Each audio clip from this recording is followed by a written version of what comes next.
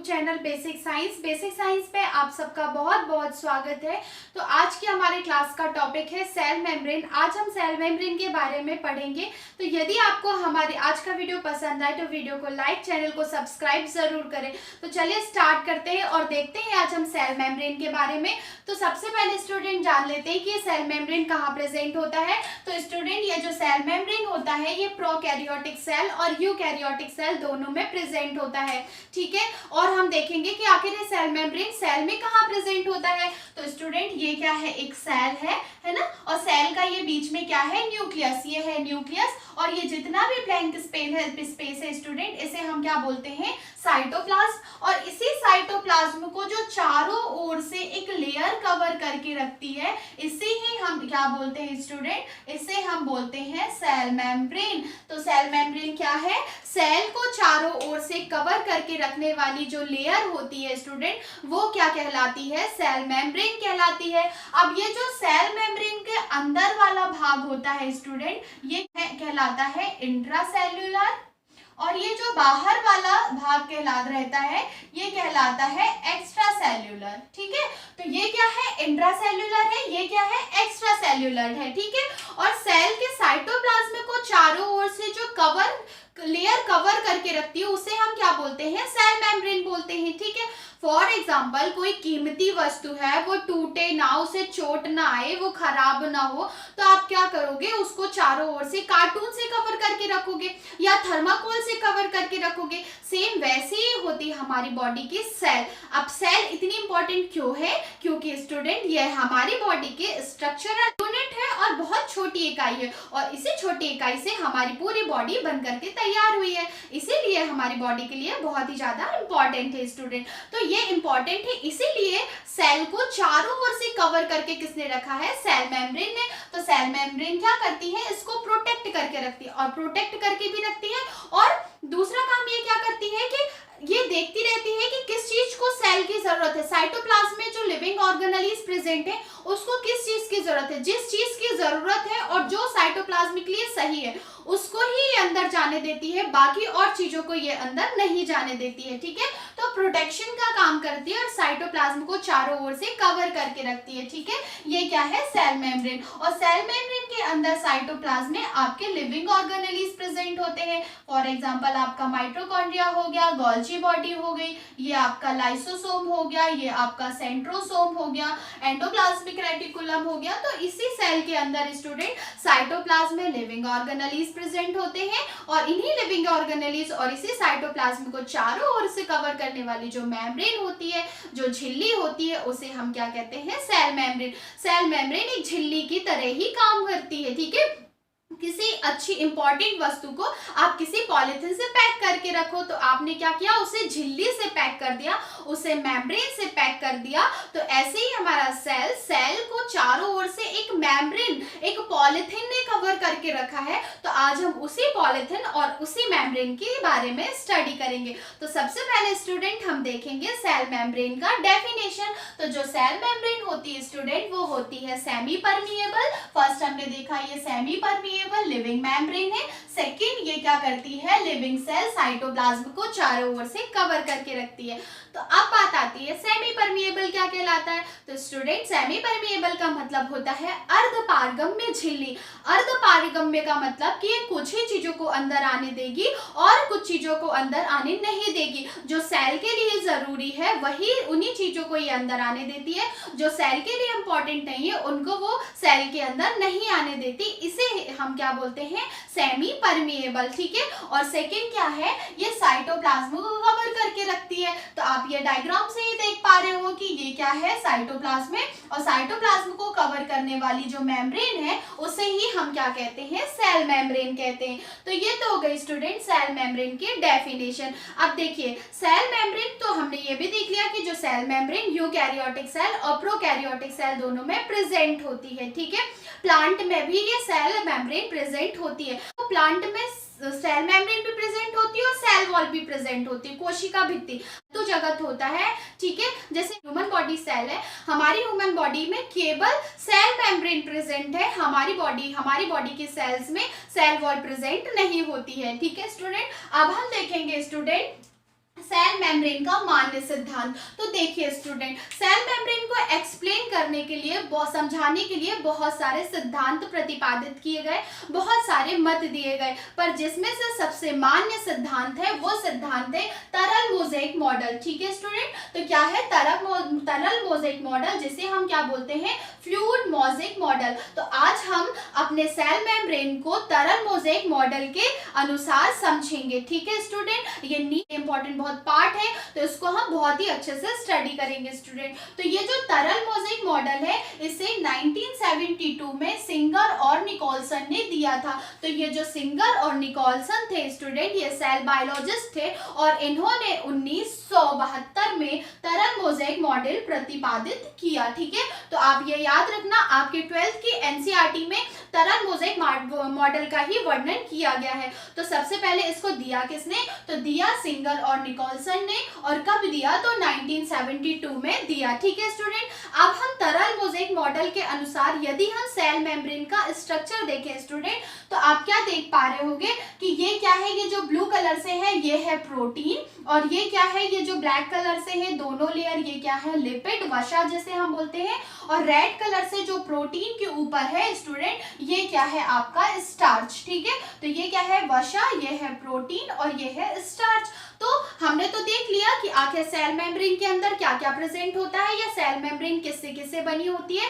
तो cell membrane protein से बनी होती है, लिपिड से बनी होती है, स्टार्च से बनी होती है। तो चलिए हम देखते हैं सेल मेम्ब्रेन का कॉम्पोजिशन। तो सेल मेम्ब्रेन के कॉम्पोजिशन की बात करें अगर स्टूडेंट, तो इसमें जो लिपिड होती है वो 20 to 70% पाई जाती है। इसमें जो प्रोटीन होता है वो 20 to 70% पाया जाता है। इसमें जो कार्बोहाइड्रेट, जो शर्करा होती है, ये 1 to 4% प्रेजेंट होती है, और इसमें जो जल होता है H2, ये 10 से 20% लगभग प्रेजेंट होता है। ठीक है, तो ये तो हमने देख लिया किसका, सेल मेम्ब्रेन का केमिकल कॉम्पोजिशन किसके अनुसार, ये हमने देखा है तरल मोज़ेक मॉडल के अनुसार। तो लिपिड देखा 20 से 70%, प्रोटीन देखा 20 से 70%, शर्करा देखा हमने 1 से 4%, और जल देखा हमने 10 से 20%। तो इस कॉम्पोजिशन में आप देख पा रहे होंगे स्टूडेंट कि हमारी जो सेल मेम्ब्रेन है, सेल मेम्ब्रेन में सबसे ज्यादा क्या पाया जाता है, आपका प्रोटीन और वसा और प्रोटीन सबसे ज्यादा पाया जाता है किसमें, सेल मेम्ब्रेन में। तो ये तो हो गया सेल मेम्ब्रेन की बात कर ली हमने। अब ये देखिए स्टूडेंट, ये सेल है। ठीक है, अब सेल का जो ये ऊपर वाला भाग है और ये सेल का अंदर वाला भाग है, अगर हम इसको ऐसे पूरा राउंड शेप में दे दें तो ये सेल का अंदर का साइटोप्लाज्म वाला पार्ट है। देख पा रहे हैं आप, ये जितना भी पार्ट है ये क्या है, साइटोप्लाज्म वाला, जिसे हम क्या बोलेंगे, इंट्रासेल्युलर पार्ट। और इसके ये जो बाहर वाला पार्ट है इसे हम क्या बोलेंगे, इसे हम बोलेंगे एक्स्ट्रा सेल्युलर पार्ट। तो ये हो गया इंट्रासेल्युलर पार्ट सेल का, ये हो गया एक्स्ट्रा सेल्युलर पार्ट। ठीक है, और आप इसमें देख पा रहे हो कि जो शर्करा है उसे हम रेड कलर से बनाया हमने, और प्रोटीन को हमने ब्लू कलर से बनाया है, और लिपिड को हमने ब्लैक कलर से बनाया है। जानेंगे सेल मेम्ब्रेन में प्रेजेंट प्रोटीन के बारे में कि आखिर ये प्रोटीन का कैसे प्रेजेंट होता है।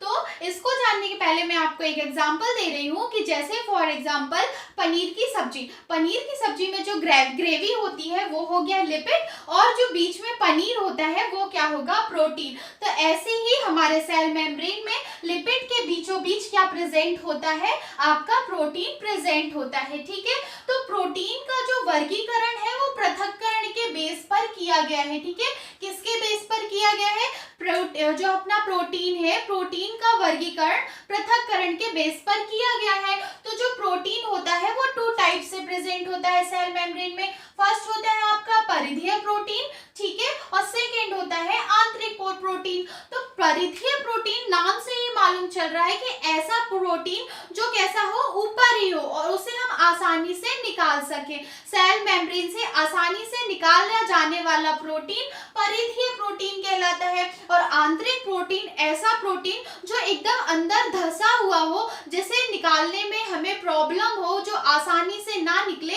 वो कहलाता है आंतरिक प्रोटीन। तो परिधीय प्रोटीन की बात करें, जिसे हम पेरिफेरल प्रोटीन भी कहते हैं, यह पेरिफेरल प्रोटीन आसानी से निकाला जा सकता है। ठीक है, इसका एग्जांपल है स्पेक्ट्रिन प्रोटीन। ठीक है, अब हम देखेंगे आंतरिक प्रोटीन, तो ऐसा प्रोटीन जिसे आसानी से नहीं निकाला जा सकता वो है ग्लाइकोफोरिन प्रोटीन। तो आप डायग्राम में देख पा रहे हो स्टूडेंट, ये देखिए ये क्या है, बीचों बीच ये है ब्लैक कलर में वसा, और वसा के ये जो देखो ये वाला प्रोटीन, आप देखो ये वाला जो प्रोटीन है ये कैसा है, आपका परिधीय प्रोटीन है, इसे हम आसानी से निकाला जा सकता है।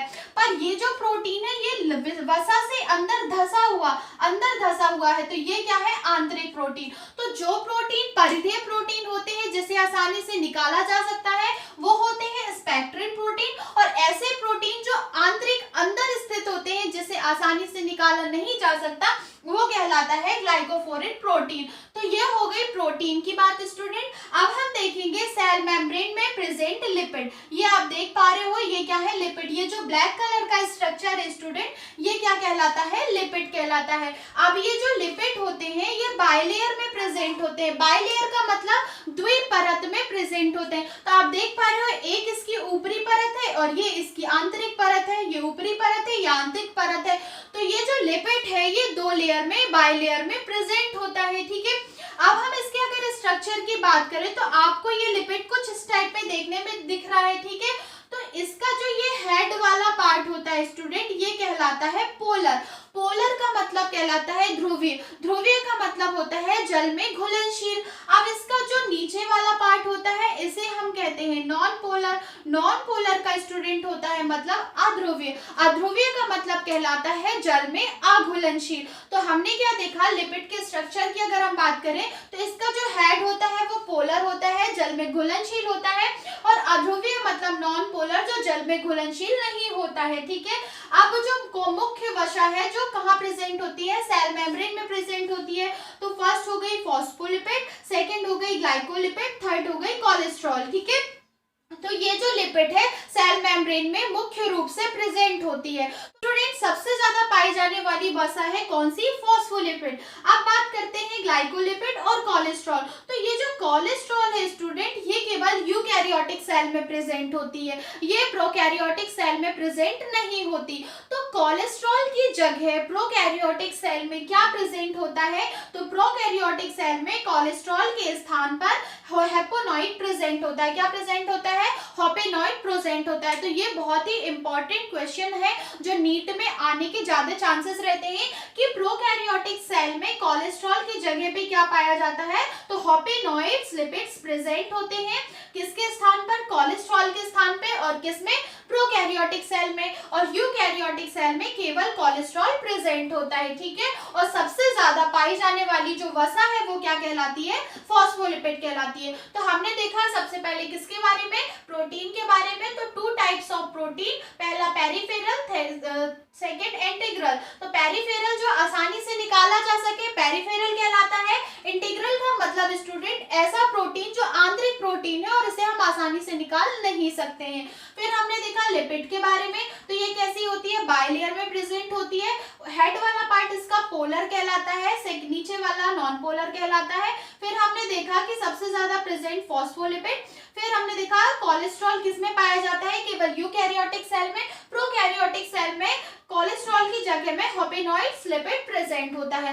अब हम देखेंगे सेल मेम्ब्रेन में ही प्रेजेंट किसके, स्टार्च के बारे में, जिसे बोलते हैं कार्बोहाइड्रेट। तो ये तो हो गया प्रोटीन, ये हो गया आपका लिपिड। अब हम देखेंगे सेल मेम्ब्रेन में प्रेजेंट कार्बोहाइड्रेट जो स्टार्च, ठीक है। तो ये जो स्टार्च होता है स्टूडेंट ये सेल के कहाँ प्रेजेंट होता है, तो सेल के एक्स्ट्रा सेलुलर पार्ट में प्रेजेंट होता है। आपने देखा ये क्या है, मैं डायग्राम से बता दूं, ये क्या है, सेल। तो सेल में यहाँ की कौन सा प्रेजेंट है, सेल मेम्ब्रेन में प्रेजेंट है प्रोटीन।